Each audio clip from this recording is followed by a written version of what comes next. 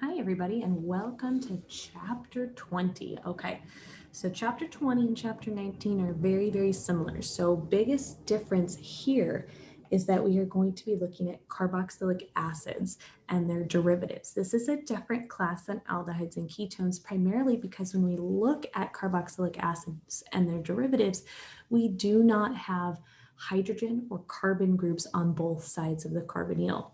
We have oxygen groups, nitrogen groups, or halogen groups. And so those are going to be in a different class because they're what we are going to call leaving group carbonyls. And we'll see why in these reactions, instead of nucleophilic addition to the carbonyl, we will actually be seeing nucleophilic substitution reactions.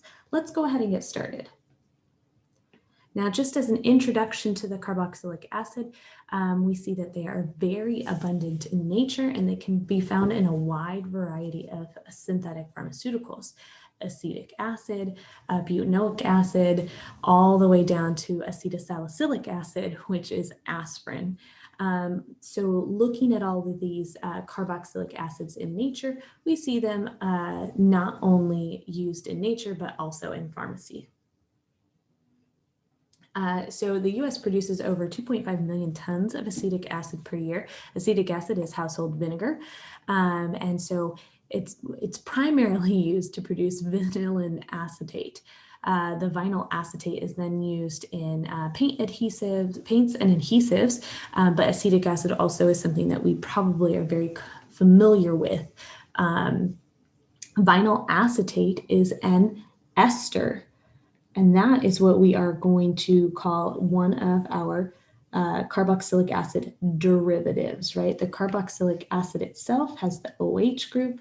If this group is slightly different, but is still classified as a leaving group carbonyl, it is called a derivative of carboxylic acid.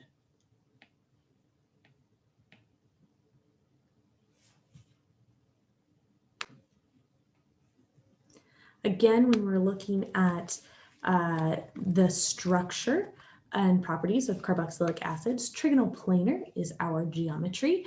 The actual carboxylic acid is capable of hydrogen bonding. And so we see that dimers tend to form for carboxylic acids, which we have talked about a little bit before in terms of in the IR spectroscopy chapter when we talk about why is the carboxylic acid OH stretching so broad that it goes past upfield of the 3,000-2,800 mark. The hydrogen bonding also accounts for why carboxylic acids have higher boiling points than alcohols. So what we want to remember is that carboxylic acids are weak acids. They have a pKa around 4 to 6. I put the pKa of acetic acid there, 4.75. So they exist as weak acids, and they actually can exist as a carboxylate salt in the presence of a base. So a base can come in like hydroxide and deprotonate. And the reason why that oxygen to hydrogen bond is so much more reactive than the OH bond of a normal acid, such as that in water, is because of the resonance that is hanging out there in the product, right? So the carboxylate salt is resonance stabilized, which means that it is more stable than hydroxide or other OH minus ones.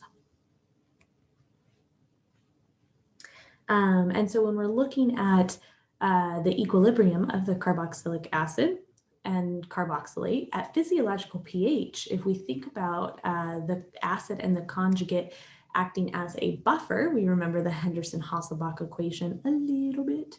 At physiological pH, which is 7.3, the ratio of carboxylate ion to the corresponding carboxylic acid is 1,000 to 1, meaning 1,000 more times the base than the acid itself. Okay, so the carboxylate ion is very stable.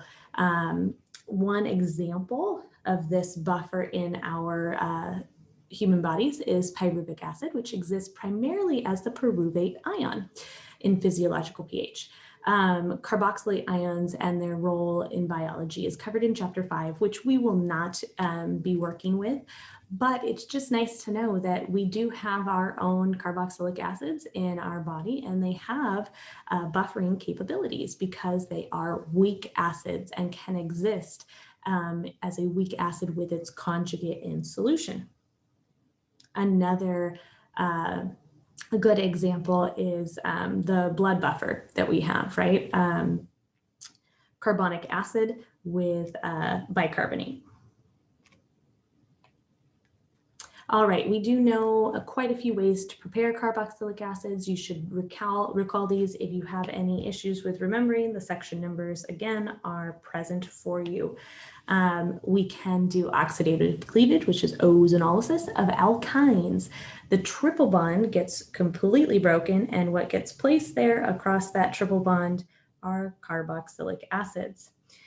If you have a primary alcohol and you use a strong oxidizing agent, such as sodium dichromate, chromic acid oxidation reacts that primary alcohol and removes both of those alpha hydrogens to create a carboxylic acid.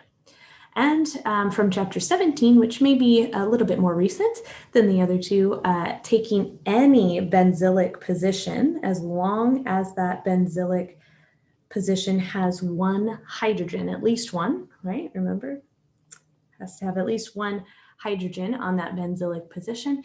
Sodium dichromate will oxidize that benzylic position to become a carboxylic acid. We also saw hydrolysis of nitriles last chapter.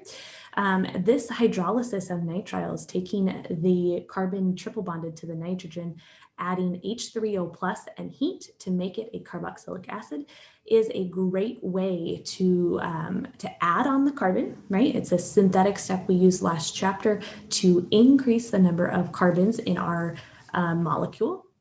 And it's also a great reagent simply because we know this SN2 reaction from last semester with that nitrile, the cyanide ion, Cn-1, can come in and do a backside attack on a primary alkyl halide, and then H3O plus will convert that carbon to a carboxylic acid. Great synthetic step. Carboxylation of a Grignard with CO2. This is something relatively new. So we know Grignard reagents, right? Grignard reagents were the ones where we had some sort of R group attached to a magnesium bromide. And that R group specifically had a lone pair with a minus charge because magnesium is a metal. So it will be the cation in that ionic bond, and the R group will be the anion, which means the R group, again, is a nucleophile, right? This was our nucleophile of Grignards from last chapter. Well, what is really awesome about these Grignard reagents is we can actually add them to carbon dioxide. Now let's look at this reaction. When that nucleophile attacks the carbon of carbon dioxide, it kicks up one of the carbon-oxygen pi bonds. Doesn't matter which one, they're the same. And it makes the carboxylate ion. You follow it up with an H3O workup, H3O plus workup, and you get a carboxylic acid. Notice that this would be step 1. This is step 2. All right, so the acid workup is a subsequent step, and it is necessary. I'll show you an example in just a second. It is necessary as with any Grignard reagent to make sure that we wash, right, the solution. So this gives us a second method to convert an alkyl halide into a carboxylic acid in a 2-step synthesis. First one, using the nitrile and hydrolysis. Second one, prepare a Grignard and then react it with carbon dioxide and H3O plus. All right. Carboxylic acids can be reduced to a primary alcohol with lithium aluminum hydride. This is our hydride reagent. We're going to go through this reaction a little bit quicker. So LAH is a very strong base. So the first thing that it does is actually deprotonates the carboxylic acid. We do not use hydride to attack the carbon of the carbonyl because that nucleophilic attack is not as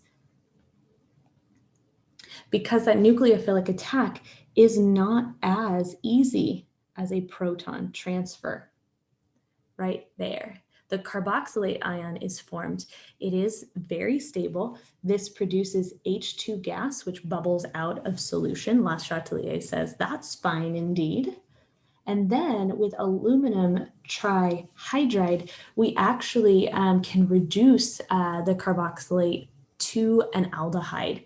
So the first thing that happens is the hydride will attach to the carbon, and that causes the pi bond, squeeze it over there, to attach to the aluminum. Those dotted lines are just there to show you the coordination of the aluminum to the oxygen, which is a very good bond to be formed, and then the hydrogen or the hydride, H-1, to the carbon electrophile. And then our oxygen coordinated to the aluminum can be kicked out, all right? And so the aldehyde is formed. This oxygen of the carboxylate is the one that is going to become the oxygen of the carbonyl, okay? And then the aldehyde is reduced to a primary alcohol, just as we had done before, where hydride now can attack the carbon of the carbonyl, kicking up a lone pair. There's no ability to proton transfer. There's no acidic proton in aldehydes. And then the H3O workup, which comes after, will be our proton source to protonate the alcohol itself. BH3 can also be used instead of lithium aluminum hydride. It's chemoselective for a carboxylic acid. So BH3 and THF will only reduce carboxylic acids. That's what chemoselective means. It is selective to this specific functional group only. If you remember, LAH reduces everything. It reduces all pi bonds. In reality, we're going to be dealing with the carbon oxygen ones. However, BH3 is only going to be able to reduce a carboxylic acid to a primary alcohol. So that's super great indeed. We can see this example here. We have a ketone on one side of our molecule and a carboxylic acid on the other. By using BH3 and THF, we only reduce that carboxylic acid, not the ketone. All right, carboxylic acid derivatives. So we learned a little bit about the reactions of our carboxylic acids in terms of how to prepare them and how to reduce them. The carboxylic acid derivatives are where we're going to spend the rest of our time when we're looking at the acid halide, also called the acyl chloride, to be more specific. The acid anhydride, which is this oxygen sandwiched in between two carbonyl groups. The ester and the amide. Any compound where carbon has 3 bonds to electronegative atoms, chlorines, oxygens, nitrogens, things more electronegative than carbon themselves, is called a carboxylic acid derivative. So even a nitrile is technically a carboxylic acid derivative. It's a carbon with 3 bonds to a nitrogen, which is more electronegative. So therefore, it is a carboxylic acid derivative, which means that it reacts very similarly to the carboxylic acid. We do have some varying reactivity though. Acid halides and acid anhydrides are relatively unstable. They are more reactive than carboxylic acids. Esters and amides are more abundant in nature and more stable. These are less likely to react than the acid halides or the anhydrides. So we do have a wide variety of types of reactivity, and we'll see a nice flow chart diagram that I've created to help us understand this reactivity.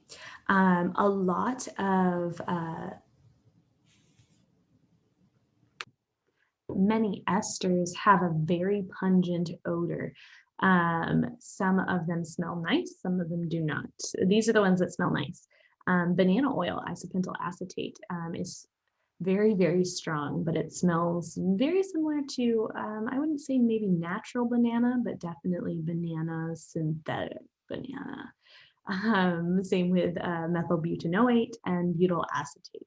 Naming, not as important. We're going to talk about reactivity instead.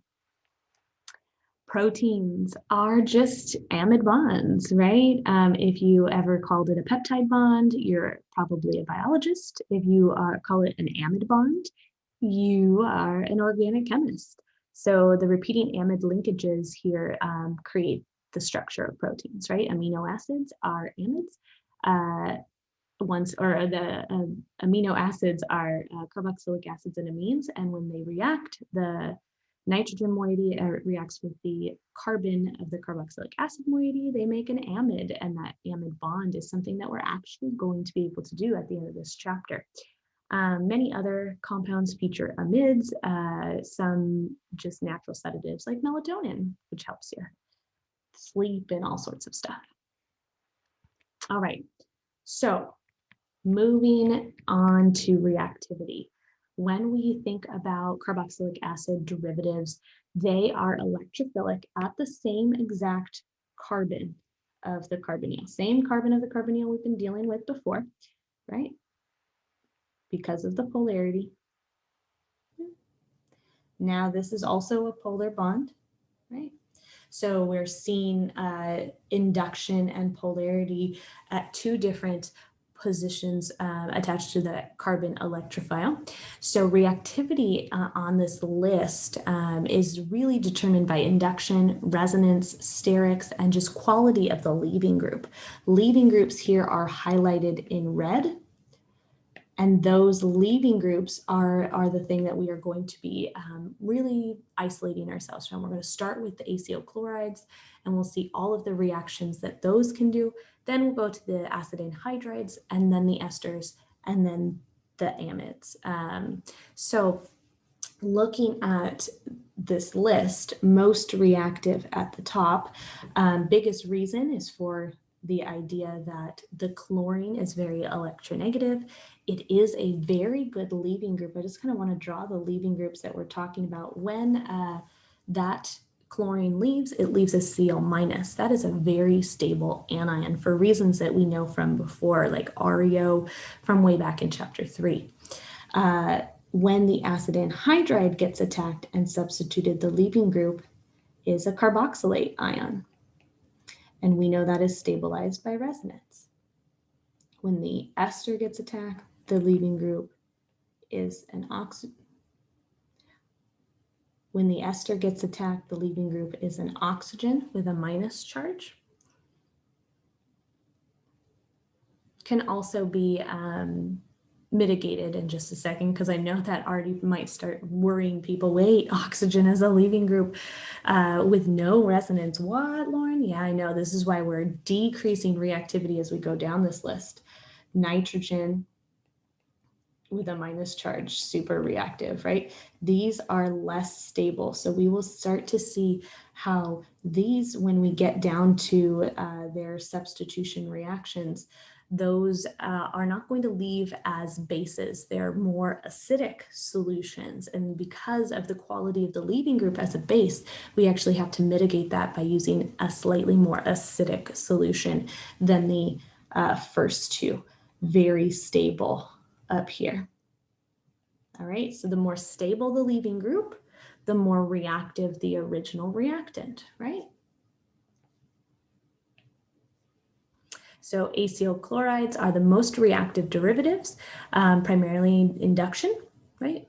The electronegative chlorine enhances the electrophilic character of the carbonyl. Chlorine atom does not donate much electron density to the carbonyl. It does have the ability to resonate. We've talked about chlorine and other halogens in our aromatic chapter as as an actual donator of resonance, they're not great. They don't like to donate electron density through resonance, but they physically can, okay? So the major reason why chlorine is the most reactive here out of the groups is primarily because the leaving group is the best and induction occurs. Amides are the least reactive derivative because induction, the nitrogen atom is less electronegative than carbon or oxygen. So it's the least amount of induction. Resonance with the nitrogen contributes a significant amount of electron density to the carbonyl. So because nitrogen likes to donate electron density and hold a positive charge, this final structure here in the resonance is a significant contributor, which means that the carbon of the carbonyl is less electrophilic. Aldehydes and ketones are also electrophilic, but they do not undergo substitution, right? We saw how these groups can be added to, right? We can add to the carbon-oxygen double bond in aldehydes and ketones. However, now we have leaving groups in our carboxylic acids and their derivatives. So they can actually undergo what we call nucleophilic acyl substitution. Acyl is a common name for the carbonyl group. So we can see how whatever, we'll abbreviate it Z, whatever the leaving group is. That could be the chlorine, it could be the oxygen of the ester, it can be the oxygen of the anhydride, or the nitrogen of the amide. All of those can undergo a substitution reaction instead of just an addition. Overall, the reactions have very similar mechanisms, right? We're going to have a general mechanism that has two core steps. The two core steps will be a nucleophilic attack, which means whatever nucleophile is over the reaction arrow, it will attack the carbon of the carbonyl, kicking up the pi bond. We do not do an SN2 reaction or an SN1 reaction. Those are on sp3 hybridized carbons. Here, our electrophile is sp2 hybridized, right? Trigonal planar. What does form is that carbon of the electrophile after the first step forms a tetrahedral intermediate. And then the lone pairs from the oxygen can drop back down, which will kick out the leaving group. If the reaction occurs, it will kick out the original Z atom, right? The nucleophile will be more stable to stay on, and it will kick out Z. And Z minus, right, the loss of the leaving group has to be stable as well, right? So we need a leaving group that is stable. Excellent. And we'll make that new bond. It was carbon to Z, and now it's carbon to whatever nucleophile we use. H minus and C minus were never kicked out in the previous chapter, which is why now we are going to see that carboxylic acids and their derivatives have a much different mechanistic approach. All right, proton transfers can occur in these reactions, primarily when we talk about the less reactive carboxylic acid derivatives. And so we'll start with basic conditions, but once we start moving into the esters and the amides, we'll start to see that proton transfers might be peppered in. Now, up to 3 proton transfers may be necessary in our mechanism. So whether the conditions are acidic, neutral, or basic, you will have to decide whether the proton transfer happens first or not. So let's talk about reactions of acyl chlorides. There's a lot of them here. The first one is going to be an acyl chloride becoming an acid anhydride. Now, what we'll see is the acyl chloride can go to make any of our other derivatives very easily just by sprinkling in an acyl chloride with an acetate ion or a carboxylate ion. We will get a nucleophilic attack. We form the tetrahedral intermediate.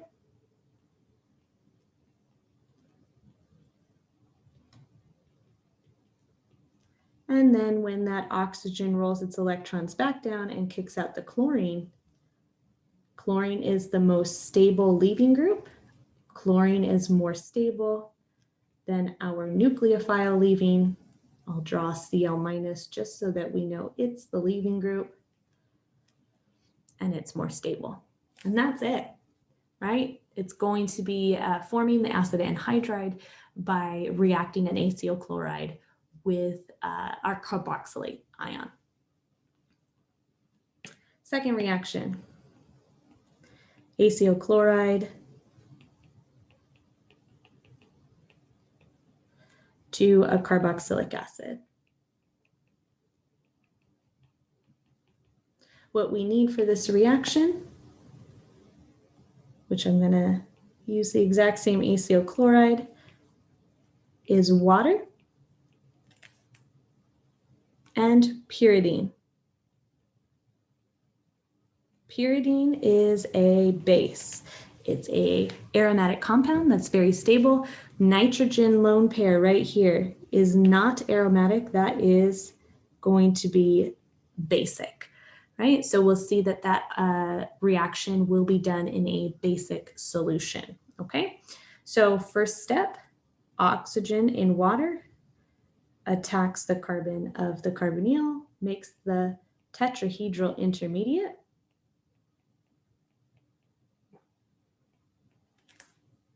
And then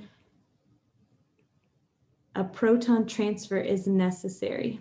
Water is still a great leaving group compared to Cl minus. So we want to prevent HCl from forming, and we want to prevent any water from getting kicked off.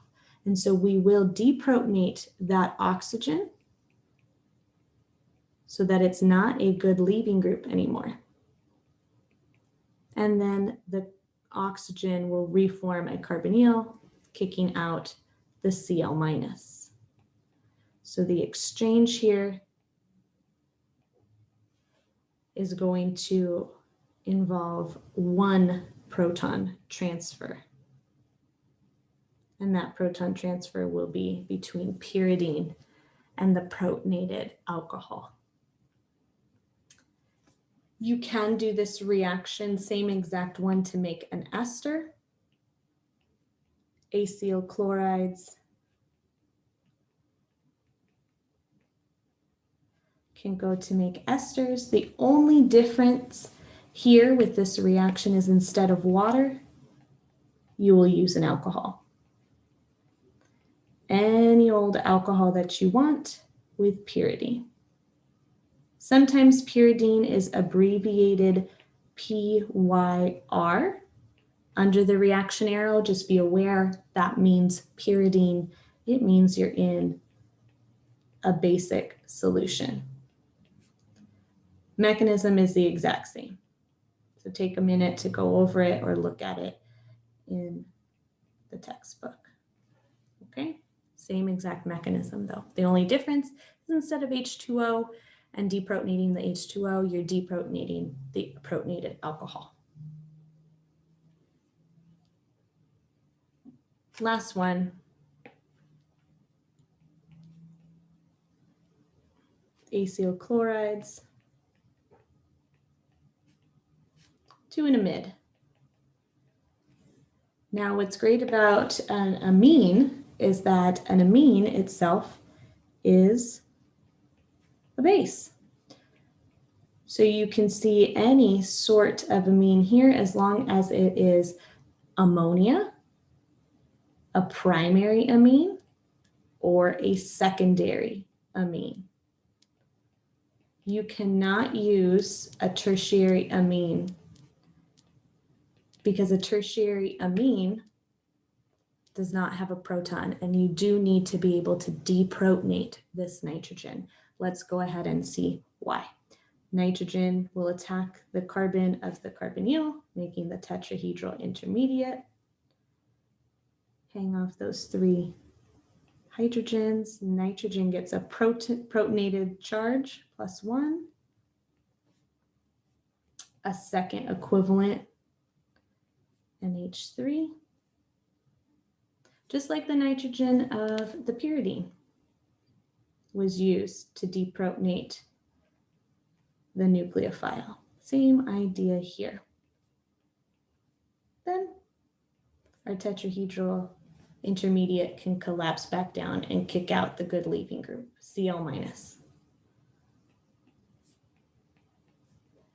And we do make NH4 plus 1.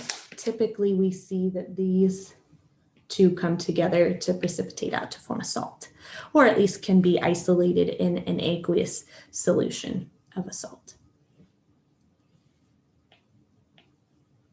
All right, lots of different variations, right? The only ones that we will go over in class are using lithium aluminum hydride.